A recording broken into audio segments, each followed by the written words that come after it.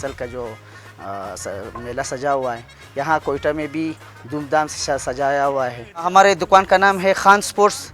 यहाँ से सर कोयटा, ज़ल्मी और आजकल जो है मुल्तान सुल्तान की जो है ज़्यादा शर्टें सर बिकती। जो क्रिकेट के आजकल जुनून है तो ख़वातीन भी यहाँ पे आते जाते हैं और हम उनको ये शर्ट जो है कभी कभार हम लोग इवेंट भी वो कर लेते हैं सर। PSL में कोयटा की जो टीम है उनका जो ऑनर है वो खुद कोयटा का नहीं है। टैलेंट तो इस तरह सामने नहीं आएगा, टैलेंट के पीछे आपने घूमना है और टैलेंटेड बड़ा टैलेंट है बलूचिस्तान में सर। कोयटा का एक ही प्लेयर है उसमें, वाहिद गुलजाई, तो उसको भी एक ही मैच का चांस दिया है। और सरफराज भाई से हमारी भी यही अपील है कि वो गुस्सा ना करे और टीम को सपोर्ट करे।